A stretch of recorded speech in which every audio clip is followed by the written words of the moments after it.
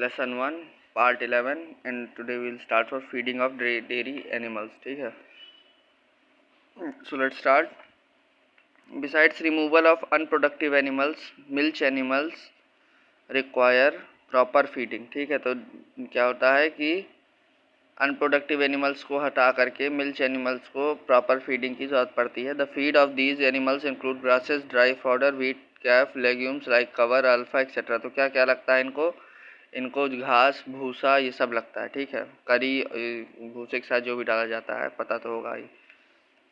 The feed is mainly of two kind. तो जो खाना होता है दो प्रकार का होता है. पहला होता है roughage, mainly green fodder and concrete, that is cereals and millets. तो रफेज होता है और कंक्रीट्स होते हैं.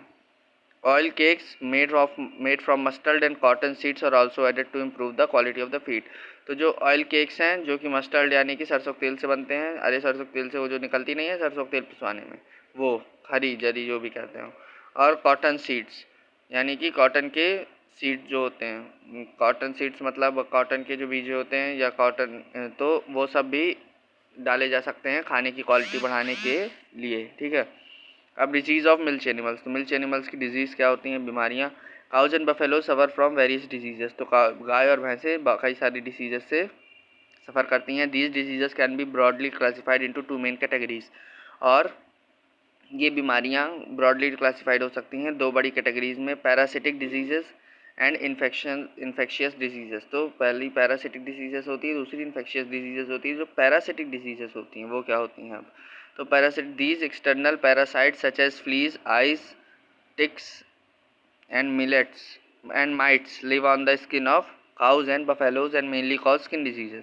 तो जो एक्सटर्नल जो बाहर के पैरासाइट्स होते हैं जैसे कि फ्लीज हो गई, लाइस हो गई, टिक्स हो गए, माइट्स हो गए, ये सब काउज और बफेलो गाय भैंसों की चमड़ी के में रहते हैं और स्किन डिजीजेस कर देते हैं. बफेलो लीच शख्स, जो बफेलो के भैंस में लीच चिपक जाती है, सुना होगा. तो लीच क्या करती है, खून चूस लेती है बफेलो के स्किन से और एनीमिया हो जाता है बफेलो को. ठीक है, some internal parasite such as worms affect stomach and intestine of buffaloes and cows. तो कुछ अंदरूनी पैरासाइट जैसे कि वर्म्स वगैरह हो गए वो इंटेस्टाइन अफेक्ट कर देते हैं, पेट अफेक्ट कर देते हैं, इंटेस्टाइन अफेक्ट कर देते हैं बफेलो और काउस का. ठीक है, यानी कि गाय भैंसों का. ठीक है, अब इन्फेक्शियस डिसीजेज ये हो गई तो पैरासिटिक पैरासाइट्स के द्वारा की जाने वाली डिसीजेज हो गई. अब ये इन्फेक्शियस इन्फेक्शन वाली डिसीजेज देखते हैं. These diseases are mainly caused by microorganisms such as bacteria and viruses. तो ये जो बीमारियां हैं वो ज़्यादातर माइक्रो ऑर्गेनिजम्स के द्वारा होती हैं जैसे कि बैक्टीरिया और वायरसेस.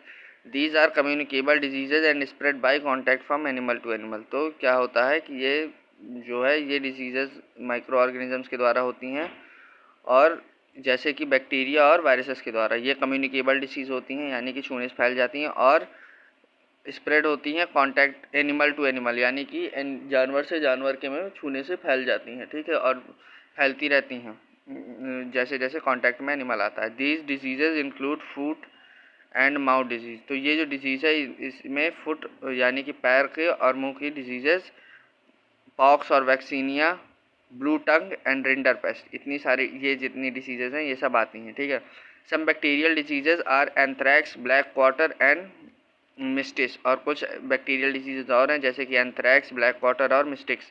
अब सिम्टम्स ऑफ सिक एनिमल्स. अब सिक एनिमल्स यानी कि बीमार जानवरों के क्या लक्षण होते हैं? तो in case of food and mouth disease blisters appears on the feet and in the mouth of the animal. तो क्या होता है कि अगर फुट और माउथ डिसीज हो गई है तो ब्लिस्टर्स दिखने लगेंगे हमको उनके पैर में और उनके मुंह में. ठीक है, animal shows high temperature with the occasional shivering.